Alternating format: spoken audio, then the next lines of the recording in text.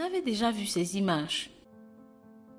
Celle-ci, celle-ci et bien d'autres, et que vous avez détourné du regard sans y repenser plus tard. Sachez que vous n'êtes pas le seul. Mais malheureusement, ces images ne relèvent pas de la fiction.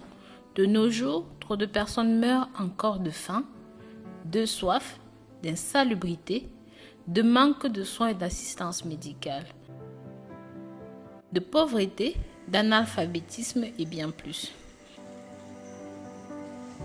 Depuis sa création, notre fondation a soutenu et accompagné bien des familles.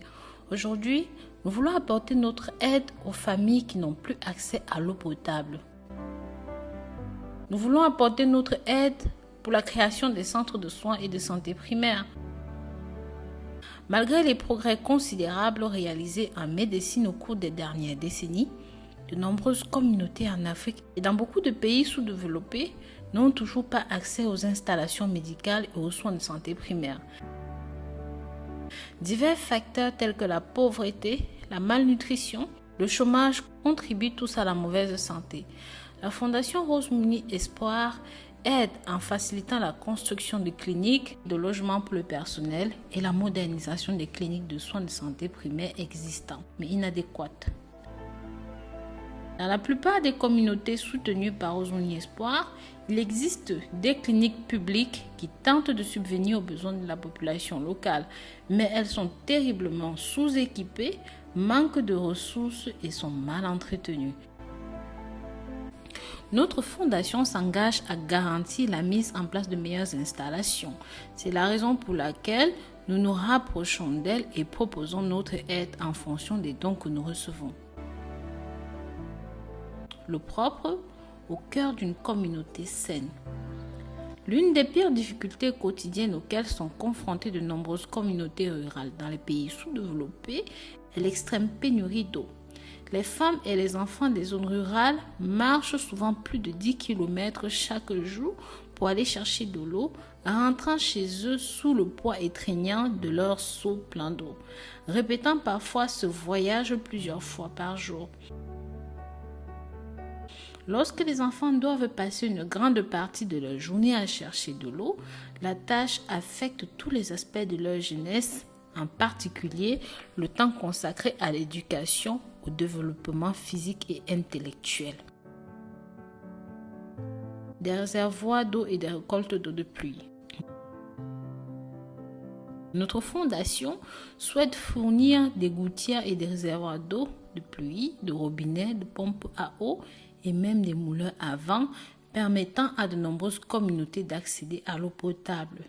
La récupération d'eau de pluie est reconnue depuis longtemps comme étant un moyen viable et rentable d'accéder à l'eau pour des communautés rurales.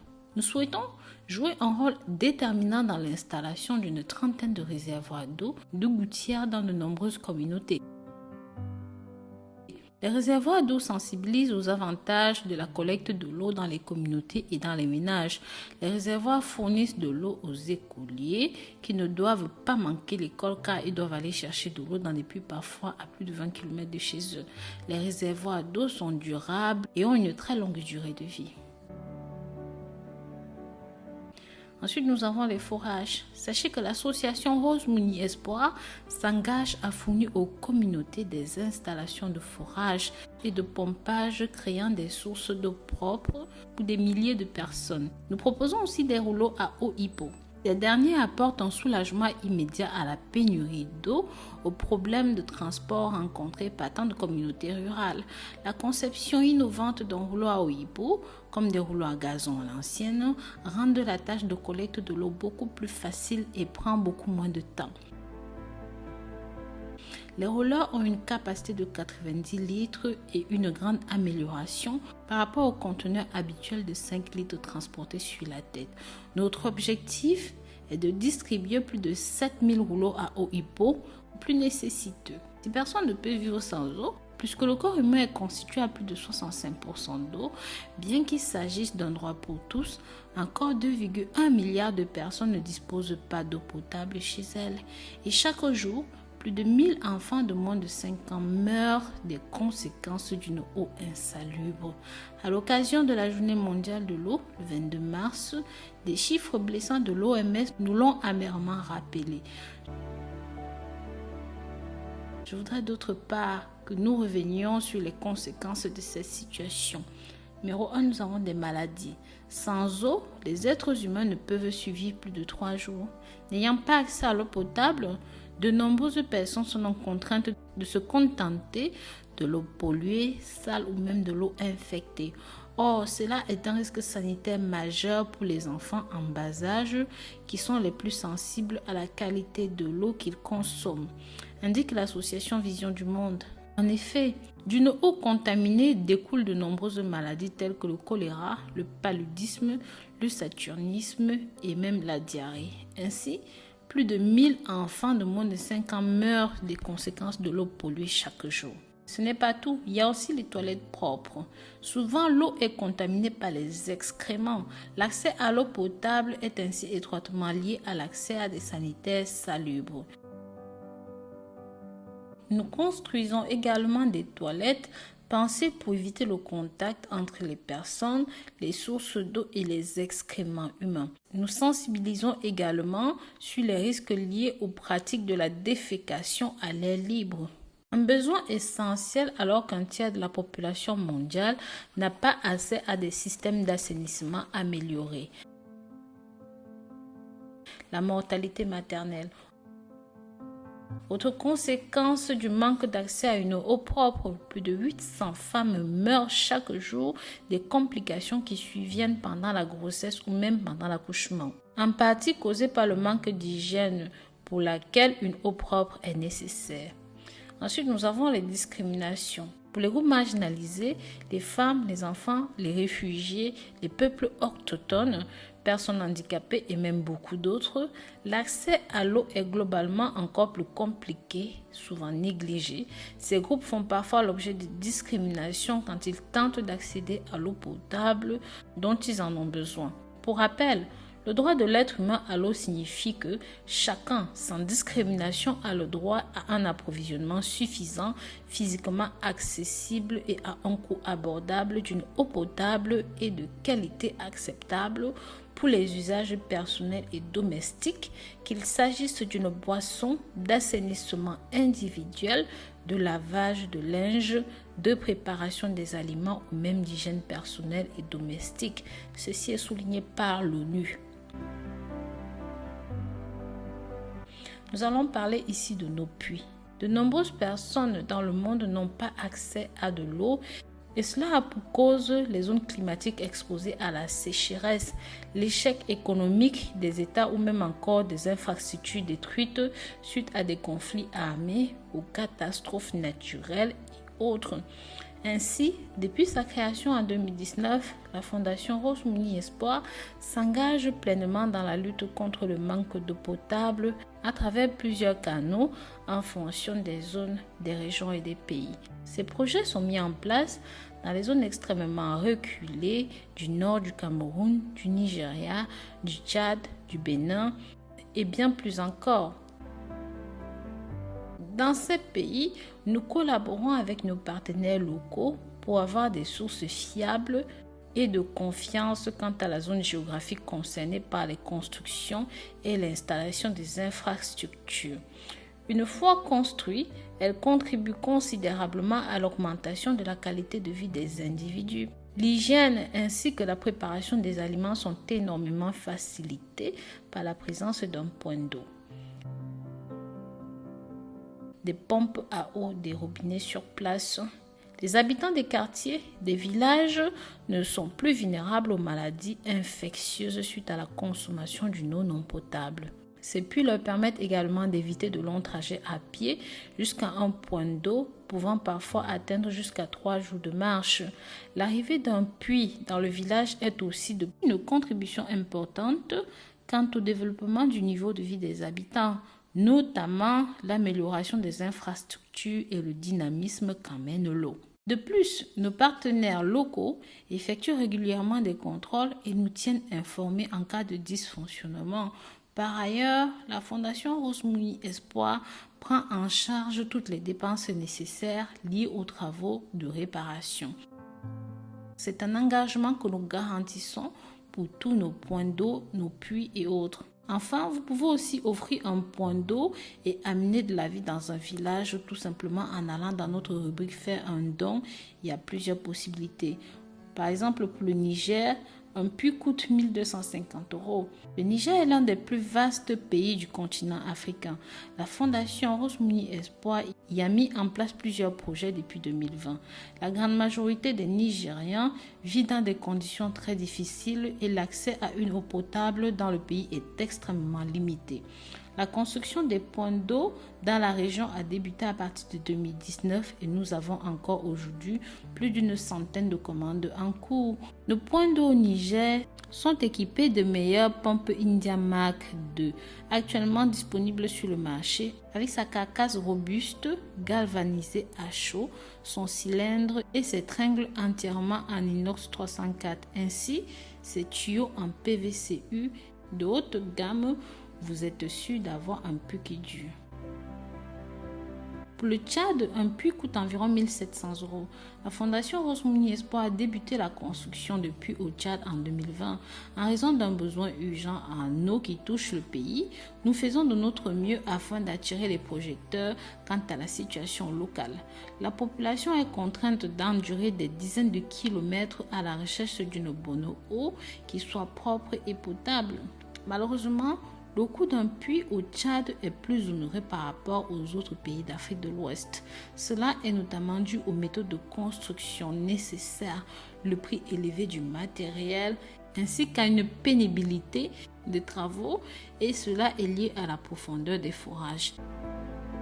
Si vous aussi, vous voulez construire un puits et rendre une vie meilleure à des milliers de personnes, vous pouvez nous contacter, soit en remplissant le formulaire dans la rubrique Contact, ou en faisant directement votre offre sur le site internet. Nous sommes activement impliqués dans ce projet et souhaitons construire des puits dans des pays comme le Niger, le Bénin, le Togo, le Tchad, le Cameroun, la Somalie ainsi qu'en Asie, le Népal et même le Bangladesh. L'Afrique est l'un des continents les plus gourmands en eau du monde. C'est pourquoi nous accordons une attention particulière à ce projet. Nous espérons d'ici 2022, par la grâce de Dieu, toucher plus de 500 000 personnes et créer plus de 3 000 points d'eau. Chaque gorgée et chaque goutte d'eau de puits construit à vos frais est enregistrée dans un livre de bonnes actions de la personne qui a payé pour sa construction. Jésus-Christ nous demande d'être concernés par l'aspect social de notre société. Dans Matthieu 25, du verset 31 à 46, nous voyons que les hommes seront jugés selon certains principes. Les traitements envers ceux qui ont faim, sans logis, pauvres, malades et même emprisonnés. Notre implication sociale ne peut être dissociée de notre marche chrétienne. Celui qui a pitié de l'indigent prête à l'Éternel, qui lui rendra ce qui est dû. Proverbe 19. Jésus compare notre traitement envers ceux qui sont pauvres ou en détresse avec notre traitement envers lui-même. Ce que nous faisons pour eux, nous le faisons pour lui. On ne doit pas croire que notre marche chrétienne est une marche seulement spirituelle, complètement coupée de notre service pour l'humanité. Si des frères ou des sœurs sont nus, manquent de nourriture chaque jour et que l'un d'entre vous leur dise « Allez en paix, chauffez-vous, rassasiez-vous » sans leur donner ce qui est nécessaire au corps, à quoi cela sert-il? Jacques 2 de 15 à 16. Lorsque nous échouons de rendre soin d'un bien social, nous dévalorisons la valeur d'une vie humaine. Nous passons à côté du cœur de Dieu. Tout ce que nous faisons, faisons-le pour le Seigneur. Jésus n'allait pas vers le bien portant, mais vers les nécessiteux.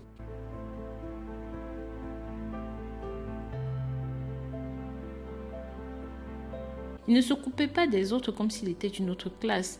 Bien qu'il soit le fils du roi, il allait et donnait son secours avec son cœur ému de compassion. Servir et donner, oui, mais rappelons-nous surtout que nous le faisons en dirigeant notre foi vers Dieu et en l'offrant comme un service d'amour pour lui. Parfois, en donnant juste quelques gouttes d'eau, nous pouvons changer une vie. Parmi ceux qui ont fait le don à cette cause caritative se trouvent des personnes de différents pays, de différentes confessions. La plupart des sponsors de ce projet viennent d'Europe ainsi que de la communauté européenne et même de la Russie, d'Asie et bien d'ailleurs. Les promoteurs paient tout ou une partie du coût de la construction d'un point d'eau. Si le commanditaire souhaite payer le coût total de la construction d'un point d'eau, nous appelons le puits par son nom ou même par le nom qu'il souhaite. Le coût de la construction d'un puits varie d'un pays à un autre. Nous vous fournissons des données pour vous aider à comprendre les raisons du changement de prix en fonction de son emplacement. Le coût total d'un puits au Niger est de 1 250 €. Le Niger est l'un des plus grands pays d'Afrique, dans lequel la Fondation Rose Mouni Espoir met en œuvre ses projets. Les gens vivent là-bas dans des conditions difficiles et socialement inadaptées et l'accès à l'eau potable est également extrêmement limité. Ces régions sont situées à 800 km de la capitale. Et aussi, la plupart des fonds humanitaires construisent des puits dans un rayon de 150 à 200 km de la capitale. Les puits sont creusés jusqu'à ce qu'ils atteignent des eaux souterraines potables et sanitaires. La profondeur moyenne d'un puits est de 10 à 15 mètres et le temps moyen de construction d'un puits dans ces pays ne dépasse pas les 4 mois. Le coût total d'un puits au Tchad est de 1 700 €.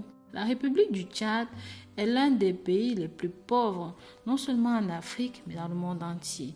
L'économie de ce pays était complètement épuisée et pendant de nombreuses années.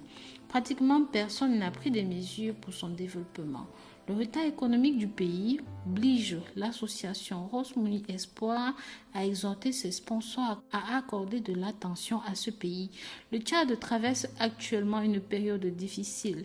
Les gens qui y vivent parcourent des dizaines de kilomètres chaque jour à la recherche d'eau potable. Le coût d'un puits au Tchad est plus élevé qu'au Niger et cela est dû à la profondeur de la nappe phréatique. À certains endroits, la profondeur des puits dépasse les 45 mètres. Vous pouvez parrainer le projet de puits de l'association Rose Mouni Espoir de la manière qui vous convient. Allez dans la section Faire un don du menu du site, dans le coin supérieur à droite. Sélectionnez la liste des objectifs du don, mode de paiement et la somme que vous souhaitez transférer. À réception, avec la volonté de Dieu, nous mettrons en place le projet.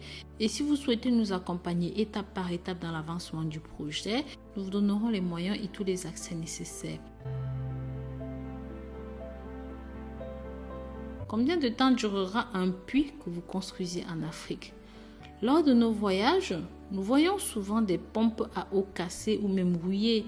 Ils sont hors d'usage depuis longtemps et ne pompent plus d'eau.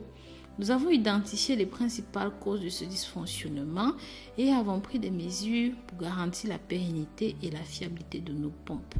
Le fait est que l'eau au Niger est très agressive et entraîne rapidement la corrosion des éléments utilisés dans la construction d'un système de relevage d'eau.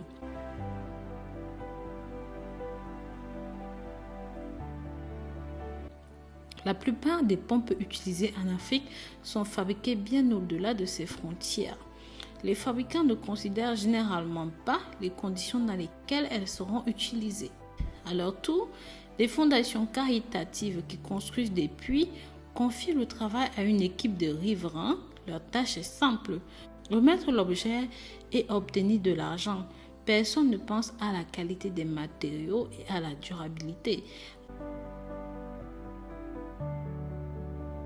La Fondation Rose Mouni Espoir non seulement construit des puits, mais s'occupe également de leur entretien ultérieur. Nous connaissons la géolocalisation de tous nos puits que nous avons construits et même ceux que nous prévoyons construire au cours des années à venir. Et tous nos anciens puits sont équipés d'un bouclier avec un numéro de contact des services de réparation. Un coup de fil des utilisateurs et le problème est résolu dans les plus brefs délais. C'est la raison pour laquelle nous installons généralement nos puits chez un riverain qui a un impact sur sa communauté, tel que le chef du quartier, le chef du village ou une personne désignée par la population locale, et cela permettrait en même temps de prendre soin du puits. Au fil des ans, Nous avons soigneusement étudié le marché local et ne trouvant pas d'équipement de la qualité souhaitée, nous avons contacté l'un des plus grands fabricants de pompes d'Inde. Ensemble, nous avons développé l'ensemble de pompes le plus optimal pour les conditions africaines qui peut être commandé chez nous. Toutes les autres pompes India Mark II sont livrées en Afrique en standard.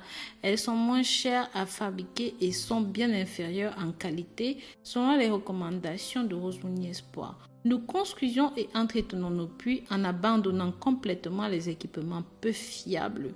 Tous les éléments intégrés sont de la plus haute qualité et bénéficient d'une garantie du fabricant de 5 ans. La société à laquelle nous achetons nos équipements pour puits a été fondée en 1990. C'est l'un des principaux fabricants de pompes en Inde, fournissant des pompes, des cylindres, des tuyaux et des tiges de qualité internationale aux marchés mondiaux. Les ateliers Mayupan Industries sont situés dans la ville de Rajko et occupent une superficie totale de 4000 m². Il s'agit de la première entreprise de la ville à avoir passé avec succès la certification de la norme internationale ISO 9001-2015. Elle a également été accréditée par le Bureau indien des normes. Le processus de production est pensé dans le moindre détail, ce qui élimine les erreurs et les défauts. Tout d'abord, l'acier inoxydable de haute qualité est acheté auprès des principaux fournisseurs. Tous les produits fabriqués sont testés pour leur fiabilité, leur résistance à la traction et à la corrosion. Nous ne faisons jamais de compromis en matière de qualité.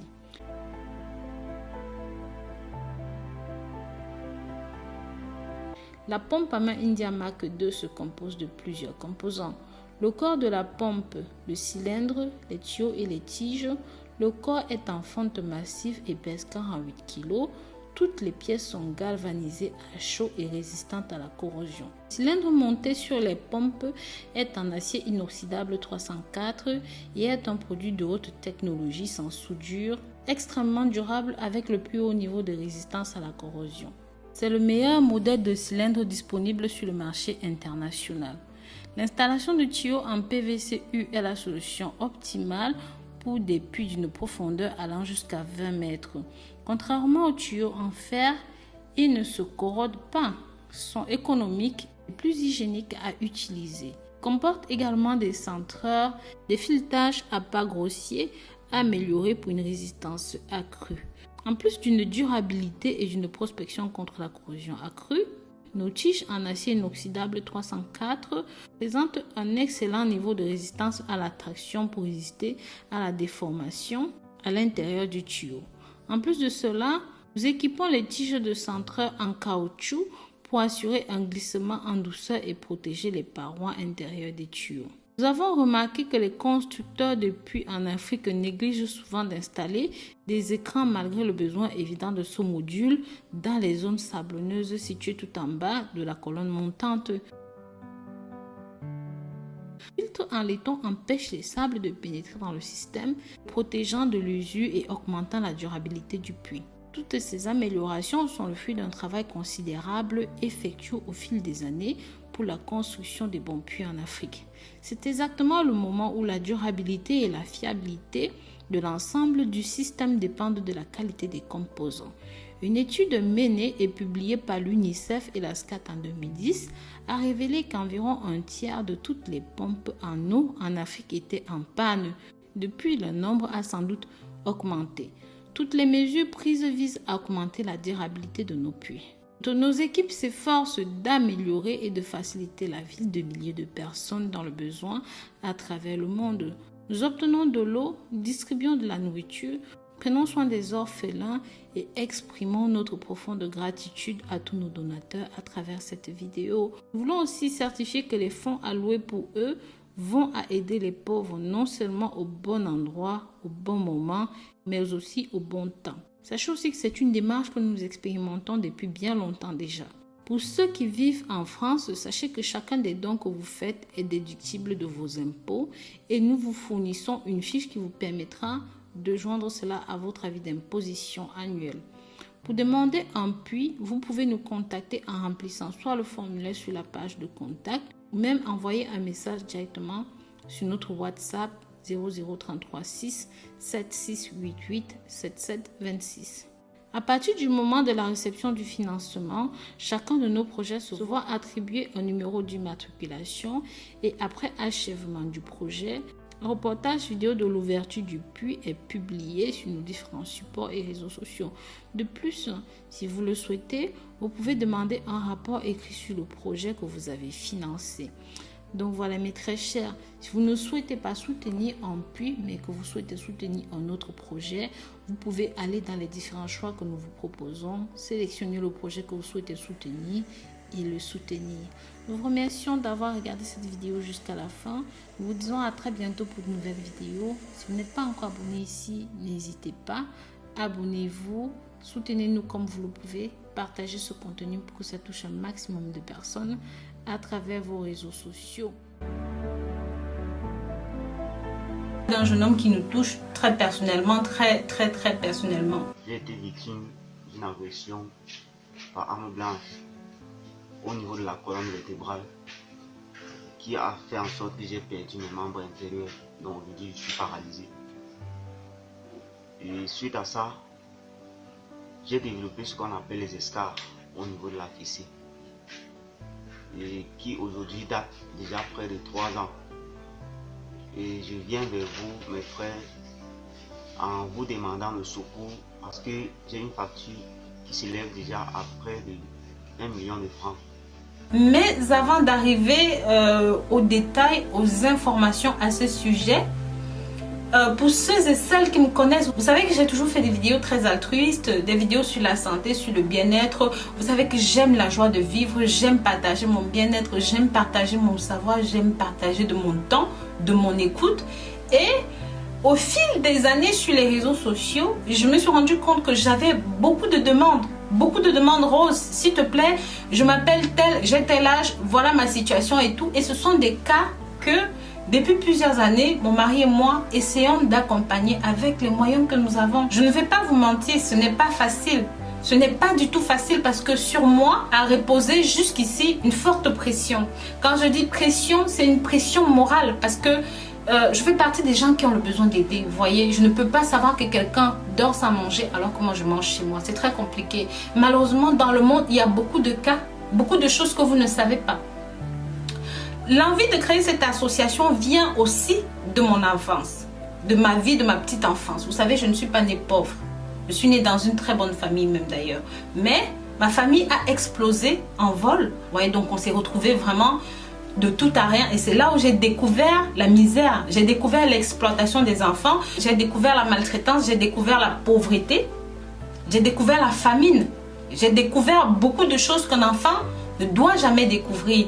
Et c'est dans ces circonstances que je me suis rendu compte que l'adulte qui est face à ça, au lieu de tendre la main, abuse de ce qu'il peut. Justement, aujourd'hui, j'ai créé cette association Rose Mouni Esperanza, Rose Mouni Espoir, parce que je sais que la pauvreté fait des choses. Vous comprenez? Il y a des gens qui ont de la valeur. Il y a des gens qui, si on les donne quelque chose, ils peuvent s'en sortir. Il y a encore des coins dans le monde où on n'a pas d'eau courante, où on n'a pas d'électricité, où on n'a pas à manger, on n'a pas accès aux soins, on n'a pas accès au minimum vital. C'est pour ça que ce projet me touche personnellement par les tripes, parce que je suis passée par là, j'ai grandi, j'ai découvert tout ça et je voudrais que, voilà, le fardeau que je porte depuis bientôt 2 ans toute seule, je voudrais vous exposer les cas que je reçois. Et si vous pouvez m'accompagner de quelque façon que ce soit, l'accompagnement, s'il vous plaît, n'est pas seulement financier. L'accompagnement n'est pas seulement matériel, mais l'accompagnement peut être aussi pour ceux qui sont dans l'incapacité d'accompagner financièrement, une bonne prière pour ces personnes, une bonne pensée vers cette personne, que le Seigneur aide cette personne. Moi, je suis croyante, je crois en Dieu, je ne sais pas pour vous. Le but de la fondation Rose Mouni Esperanza, comme vous entendez fondation, c'est de créer un cadre de vie adéquat, pas seulement au Cameroun, pas seulement en Afrique, mais partout là où on pourra pouvoir recevoir des personnes dans des situations très difficiles, les femmes à la rue avec plusieurs enfants, des enfants abandonnés à eux-mêmes. Vous savez, je ne vous invente rien. En Afrique, nous avons des situations. Moi, je reçois dans mes inbox des situations vraiment qui crèvent le cœur. Des enfants de 2 ans accusés de sorcellerie. Vous pouvez regarder sur les réseaux sociaux, il y en a pas mal. Les enfants abandonnés, d'autres personnes qu'on lapide pour trahison, pour mensonge, pour infidélité. Il y a toutes sortes de choses.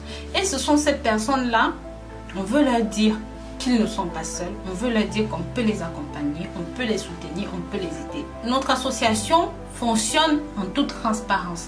Ça veut dire que si vous décidez de parrainer un enfant, si vous décidez d'accompagner une femme battue, si vous décidez d'accompagner un homme victime d'accidents, de maladies graves, de cancer et autres, si vous décidez d'accompagner une personne, vous aurez les détails de l'accompagnement du début à la fin et même vous aurez l'épilogue après l'accompagnement. C'est-à-dire nous engageons à travailler en toute transparence. Je sais que de nos jours, il y a des associations, des fondations qui se créent à gauche, à droite, des choses farfelues. Mais gardez une seule chose en tête. Avant de créer la fondation, ça fait plus de 2 ans que je fais ça. Je le fais par mes moyens. Vous pouvez chercher sur Internet, je n'ai jamais fait une demande de don, je n'ai jamais fait un GoFunding, je n'ai jamais fait un crowdfunding. Et pourtant s'il y a bien quelqu'un qui a besoin de ça, c'est moi. Je ne demande pas d'aide financière, mes très chers. Si vous avez du matériel informatique, vous avez des livres, vous avez des vêtements, vous avez des chaussures, vous avez des habits, vous avez même à manger. S'il vous plaît, contactez-moi. Il y a des gens qui meurent. Vous avez des médicaments, contactez-moi. Il y a des gens, des êtres humains qui sont dans des situations atroces, incroyables.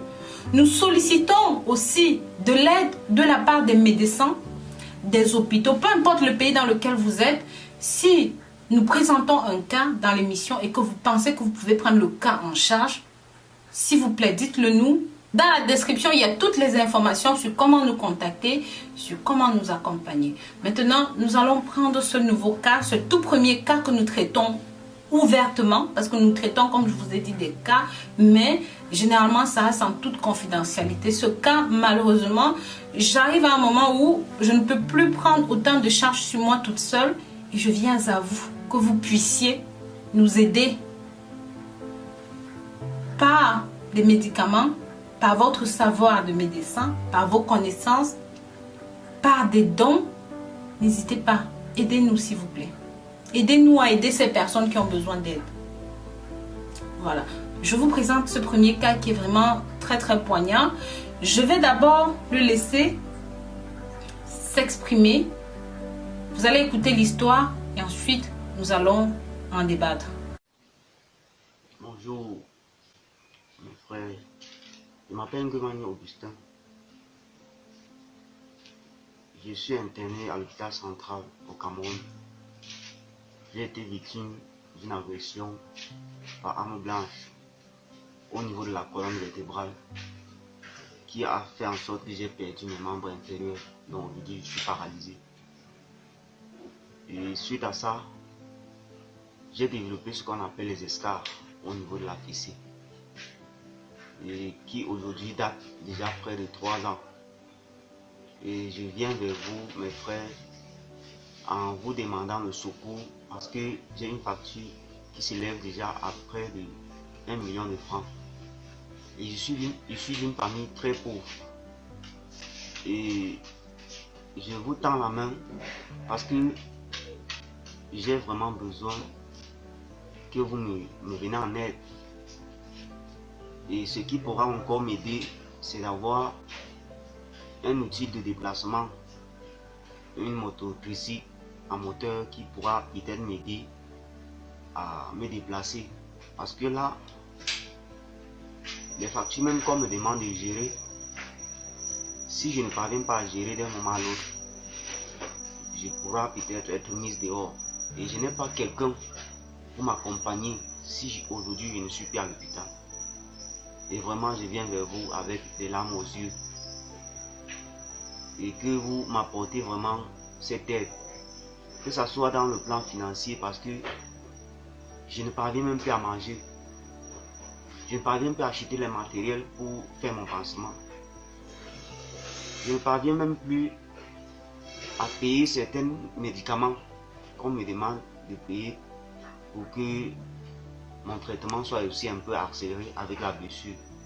Donc vraiment, mes chers frères, de part et autres dans le monde entier,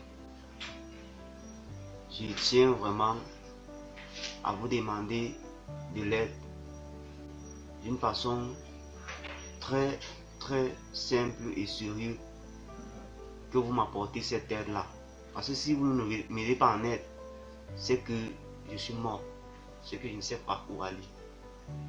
Mes parents n'ont rien, mes frères, je n'ai pas eu la chance d'avoir des frères qui travaillent, et nous sommes issus d'une famille au moins de 11 enfants, dont mon père polygame. Vraiment, je vous dis merci et que vous m'apportez vraiment cette aide. Merci encore une fois de plus.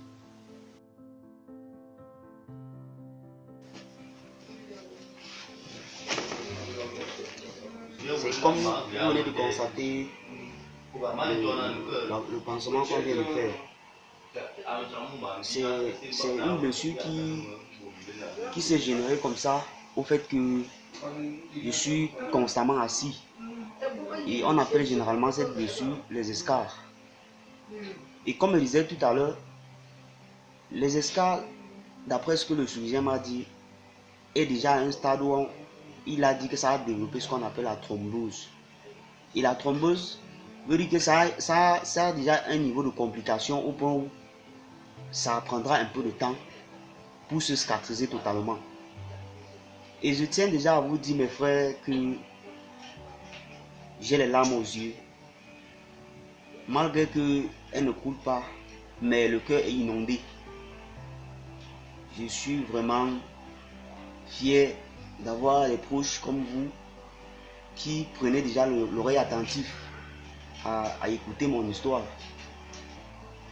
Mon histoire date déjà bientôt 10 ans, mais ça fait 3 ans bientôt comme je suis hospitalisé encore. Parce que durant les temps, le moment où j'ai eu mon choc, c'était en 2010. Et là, j'ai fait 2 ans hospitalisé ici.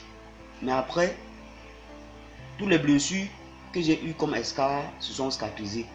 Mais on n'avait pas les moyens pour continuer la thérapeutique, la kinésithérapeutique, parce que les membres inférieurs ne fonctionnent plus. J'ai été touché au niveau de la colonne vertébrale. Et durant ce temps alors, j'ai eu l'occasion qu'un grand frère m'a offert une chaise roulante qui me permettait de sortir de temps en temps. C'est ça qui a donc développé ce que vous avez vu bandé au niveau de la fessée là. Et je vais vous faire voir certaines photos de mon accident. Il y a certaines photos ici que je vais vous faire voir. Les voici. Voici les photos après mon opération à Yaoundé. Voici les photos. Comme vous pouvez constater, ici c'est la colonne vertébrale. Ici c'est la colonne vertébrale. Et là, j'étais comme ça allongé. C'était après le bloc opératoire. Donc comme vous pouvez le constater sur la poitrine, j'ai eu un coup de poignard ici, que le poumon était dehors. Et au niveau du cou, tous les veines ici étaient tranchées. Et me voici comme ça avec ma maman, avec un cousin, après le bloc à mon chevet. J'étais comme ça à l'hôpital général de Yaoundé. Et c'est docteur Yanga qui a fait l'intervention de mon opération. C'est comme vous pouvez le constater sur les photos. Vraiment, je tiens déjà à vous dire que mon problème le plus précis actuellement, c'est de continuer d'abord à suivre mon traitement et non seulement et essayer de voir comment je peux me mobiliser pour me remettre sur mes jambes. Et même si le cas où je ne peux pas, j'aurais besoin d'un outil qui pourra me permettre de me déplacer aussi facilement. Comme tu peux constater la photo au niveau du dos, comme on avait déjà cousu ici. Là, c'était déjà cousu, comme vous pouvez constater. Et regarde bien ici, ce sont les plombs des balles que j'ai reçues au niveau de la colonne. Donc, quand on compte en moins, c'est 33 ferrailles. Comme vous voyez là. C'est 33 ferrailles qu'on a retirées sur mon corps. Et la paraplégie que j'ai aujourd'hui, c'était dû à une négligence. Parce que quand j'arrive à l'hôpital général, l'intervention chirurgicale n'a pas été faite dans les brefs délais. J'ai fait 10 jours avec les munitions sur moi. Et c'est suite à ça que j'ai eu ce qu'on appelle la paraplégie aujourd'hui. Donc c'est comme vous pouvez constater, tous les munitions sont sorties sur moi. Et là, c'était toujours quand j'étais encore au bloc. Ça c'était pour avoir le contrôle de toute l'opération. Donc voici une photo que quand j'étais encore sur mes jambes. Là j'avais 18 ans. C'est une photo que j'avais 18 ans. Je vous montre comme ça pour que vous sachiez au moins ce que j'étais quand même comme tous les restes. Nous voici, j'étais allé rendre visite à une grande soeur, ça c'est ma grande soeur. Donc c'est comme vous pouvez constater. Donc je vous dis mes frères, vraiment, je suis de tout cœur avec vous et je vous prie sincèrement de continuer dans le même élan que vous avez commencé et que vous m'apportez vraiment le soutien que vous avez à commencer à faire. J'ai vraiment besoin de vous. J'ai vraiment besoin de vous mes frères. Aidez-moi. La facture qui s'élève à 850 000 francs, je ne l'ai pas encore réglée. Malgré tout, je n'ai même pas les moyens pour m'alimenter normalement et payer aussi mes matériaux des soins comme vous voyez. Mais je tiens le coup parce que vous m'encouragez. Je sais que nous sommes ensemble et je sais qu'avec vous, j'irai jusqu'au bout. Vraiment, je vous en prie. Je vous remercie sincèrement. Je vous remercie sincèrement. Merci beaucoup. Donc, comme vous avez pu écouter son histoire, vraiment, il n'a pas eu de chance. Donc, déjà, ça part d'une agression. Et malheureusement, sans suivi médical, sans accompagnement, vous avez pu voir l'état dans lequel il est. C'est très difficile, mais très cher. Moi-même qui vous parle, j'ai eu beaucoup de mal. Ce monsieur, à l'entretien téléphonique que nous avons eu avec lui, il nous a dit qu'il a un point où, quand il se couche pour dormir le soir, il espère ne pas se réveiller le matin. Je ne sais pas pour vous, mais être dans un tel état de détresse, ce n'est pas normal. Il n'a pas d'accompagnement financier. Il est dans des... Vous avez vu, la chair est en train de pourrir. Aujourd'hui, ce que nous demandons, c'est la prise en charge de ce jeune homme. Et quand je parle de prise en charge, je veux dire prise en charge totale. C'est-à-dire, vous faites vos dons, nous collectons les dons, nous prenons son cas en charge, l'opération, parce qu'il faut qu'il soit opéré, vous avez vu. Surtout, il faut que les plaies guérissent sur les fesses. Il faut qu'il trouve un moyen de se reprendre en main, de reprendre une vie. Voilà quelqu'un depuis 10 ans, sa vie s'est achevée à son agression. Il faut qu'il reprenne une vie et j'espère qu'il pourra revenir ici dans cette émission, ici au nom de l'association, vous remercier personnellement. Notre équipe et moi-même, nous nous tenons à votre disposition. Si jamais vous avez des questions, vous voulez savoir comment fonctionne l'association, si vous voulez faire un don, vous pouvez le faire directement via le lien que j'ai donné, mais vous pouvez aussi me contacter personnellement. Je vous remercie d'avoir regardé cette nouvelle vidéo. Je vous en prie, partagez ce cas. C'est un être humain, ce n'est pas un animal. Ça peut arriver à tout le monde, ça peut arriver à moi, à vous. Ça peut arriver à tout le monde. N'hésitez pas à l'aider, n'hésitez pas à lui venir en aide. N'hésitez pas à lui apporter votre soutien, que ce soit par vos prières, par vos dons en nature, financiers, même si vous avez dans la famille des médecins, des personnes qui peuvent pas forcément pas forcément payer quelque chose, mais même déjà diagnostiquer le cas. Ce monsieur se trouve au Cameroun, aujourd'hui dans la ville de Bafang, parce qu'il n'y a pas la possibilité de le faire aller à Douala, là où il y a des grands hôpitaux, ou même de le faire quitter le Cameroun pour l'amener voir des spécialistes. La peau est en train de se gangréner.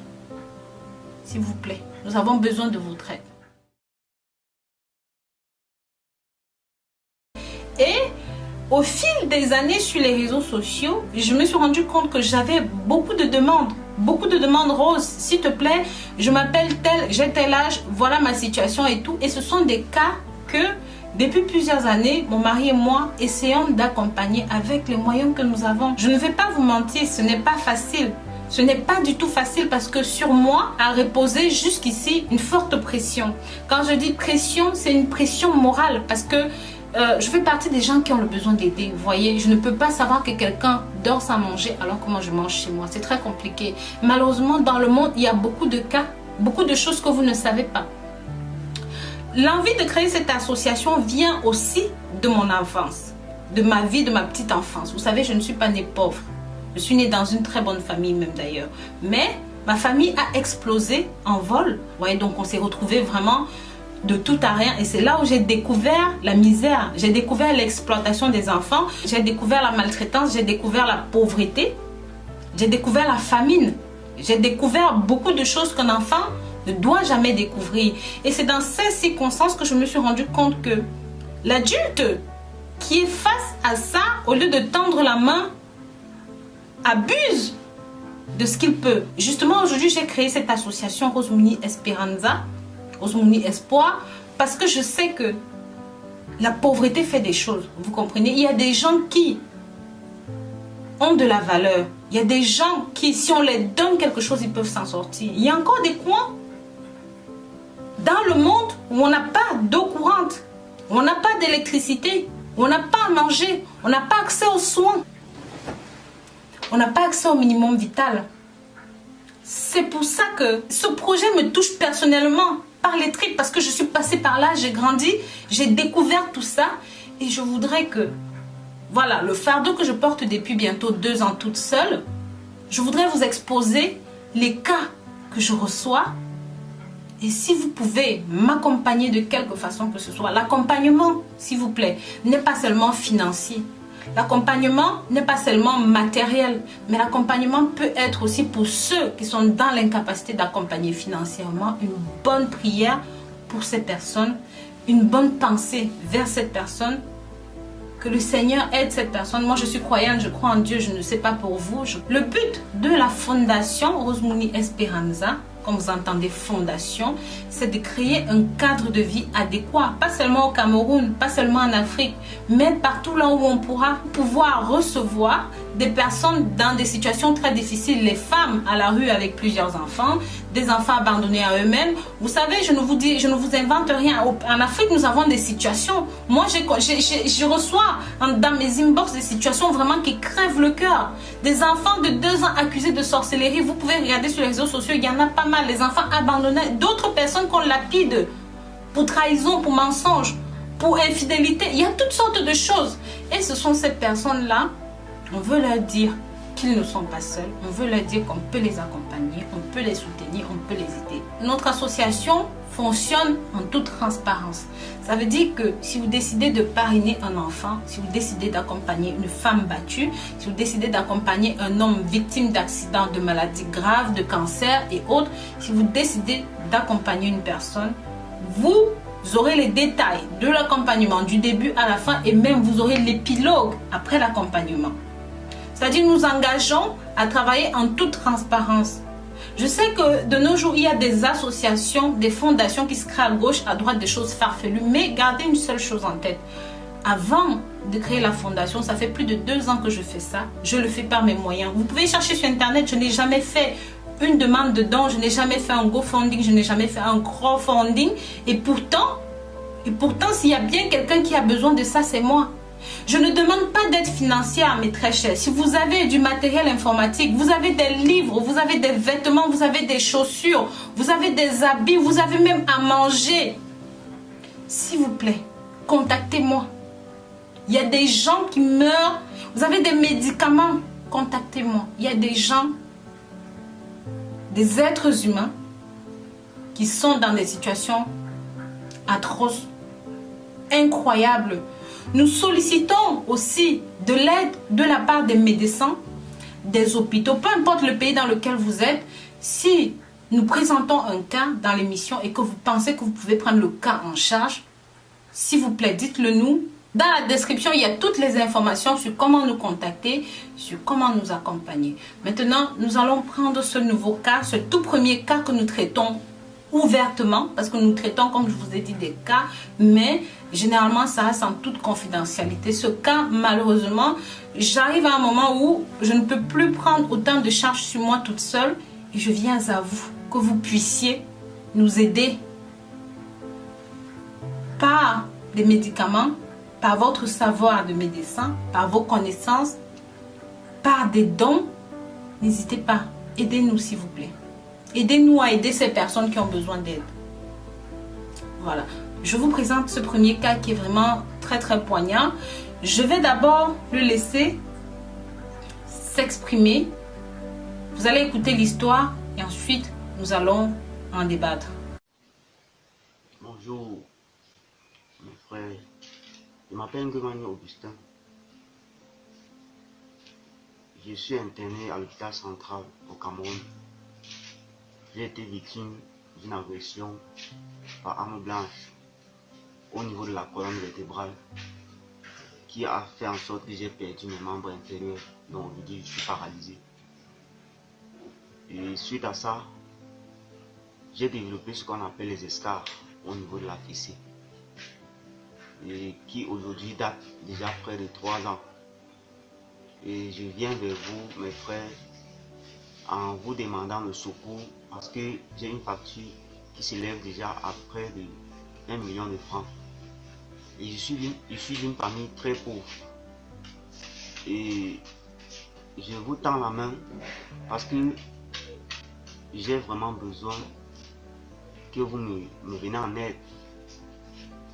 Et ce qui pourra encore m'aider, c'est d'avoir un outil de déplacement, une moto tricycle à moteur qui pourra peut-être m'aider à me déplacer. Parce que là, les factures même qu'on me demande de gérer, si je ne parviens pas à gérer d'un moment à l'autre, je pourrai peut-être être mise dehors. Et je n'ai pas quelqu'un pour m'accompagner si aujourd'hui je ne suis plus à l'hôpital. Et vraiment, je viens vers vous avec des larmes aux yeux. Et que vous m'apportez vraiment cette aide. Que ce soit dans le plan financier, parce que je ne parviens même plus à manger. Je ne parviens plus à acheter les matériels pour faire mon pansement.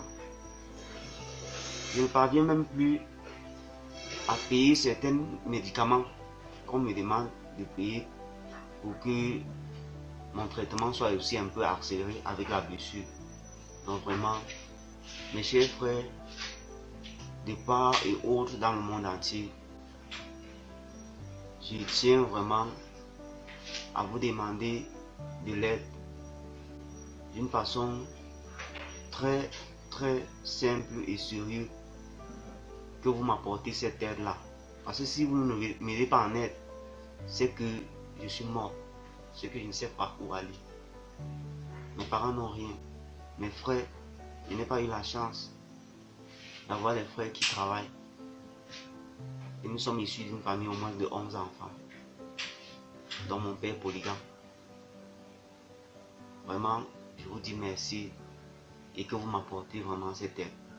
Merci encore une fois de plus.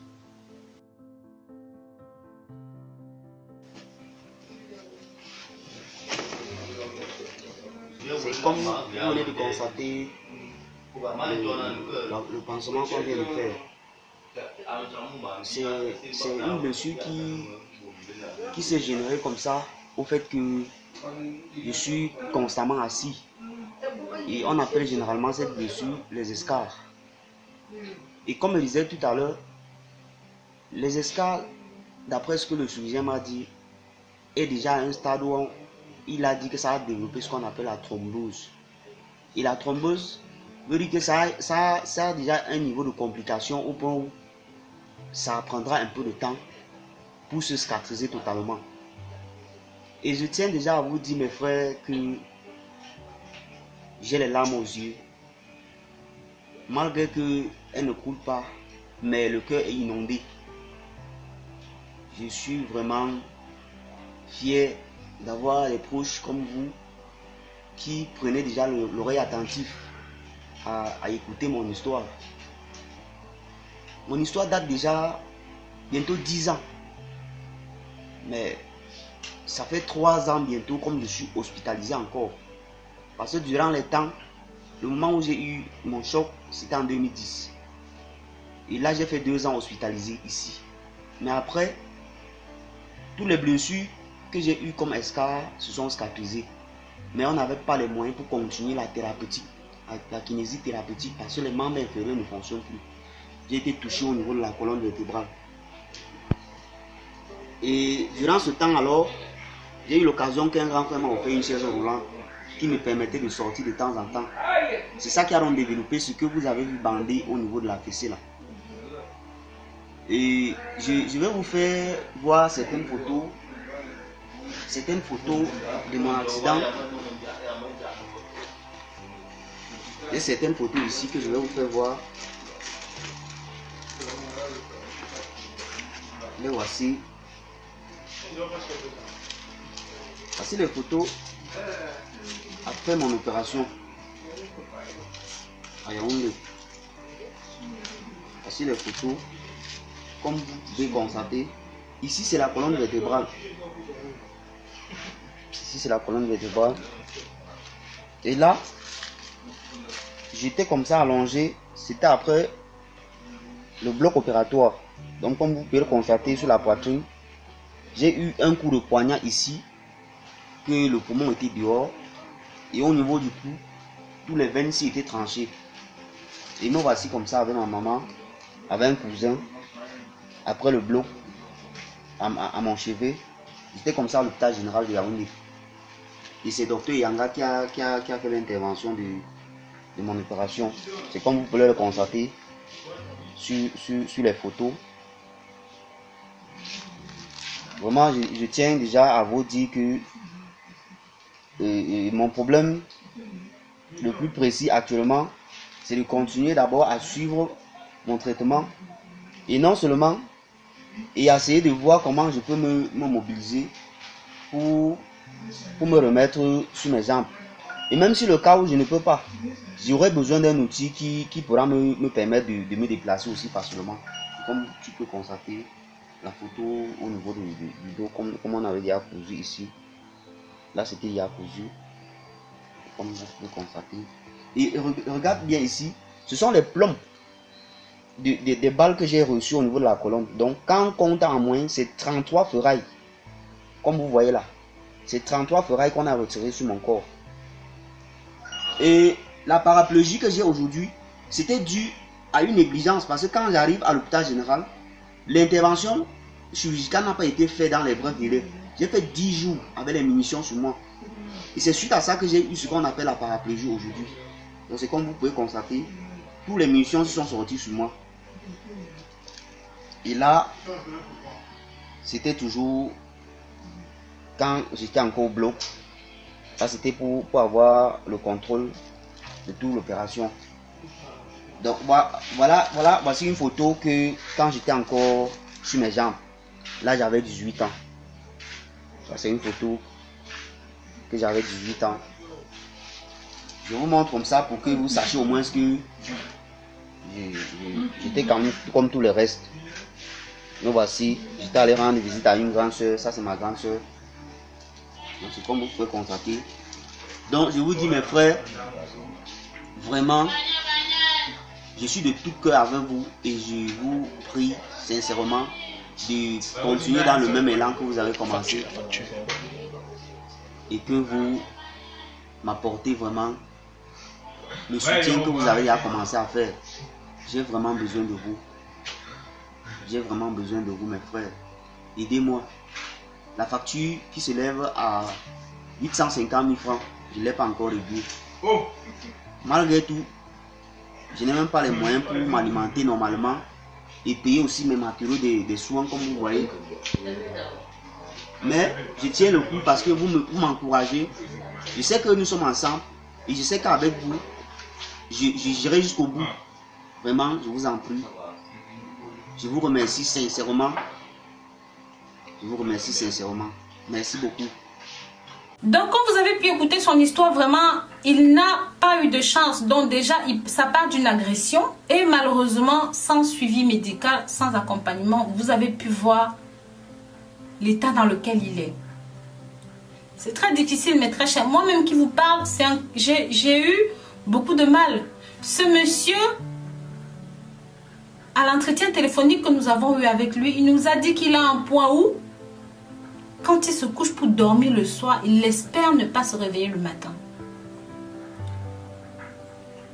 Je ne sais pas pour vous, mais être dans un tel état de détresse, ce n'est pas normal.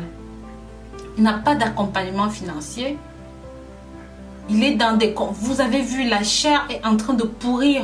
Aujourd'hui, ce que nous demandons, c'est la prise en charge de ce jeune homme. Et quand je parle de prise en charge, je veux dire prise en charge totale. C'est-à-dire, vous faites vos dons, nous collectons les dons, nous prenons son cas en charge, l'opération, parce qu'il faut qu'il soit opéré, vous avez vu. Surtout, il faut que les plaies guérissent sur les fesses. Il faut qu'il trouve un moyen de se reprendre en main, de reprendre une vie. Voilà quelqu'un depuis 10 ans, sa vie s'est achevée à son agression. Il faut qu'il reprenne une vie et j'espère qu'il pourra revenir ici dans cette émission, ici au nom de l'association, vous remercier personnellement. Notre équipe et moi-même, nous nous tenons à votre disposition. Si jamais vous avez des questions, vous voulez savoir comment fonctionne l'association, si vous voulez faire un don, vous pouvez le faire directement via le lien que j'ai donné, mais vous pouvez aussi me contacter personnellement. Je vous remercie d'avoir regardé cette nouvelle vidéo. Je vous en prie, partagez ce cas. C'est un être humain, ce n'est pas un animal. Ça peut arriver à tout le monde, ça peut arriver à moi, à vous. Ça peut arriver à tout le monde. N'hésitez pas à l'aider, n'hésitez pas à lui venir en aide. N'hésitez pas à lui apporter votre soutien, que ce soit par vos prières, par vos dons en nature, financiers, même si vous avez dans la famille des médecins, des personnes qui peuvent pas forcément pas forcément payer quelque chose, mais même déjà diagnostiquer le cas. Ce monsieur se trouve au Cameroun, aujourd'hui dans la ville de Bafang, parce qu'il n'y a pas la possibilité de le faire aller à Douala, là où il y a des grands hôpitaux, ou même de le faire quitter le Cameroun pour l'amener voir des spécialistes. La peau est en train de se gangréner. S'il vous plaît, nous avons besoin de votre aide.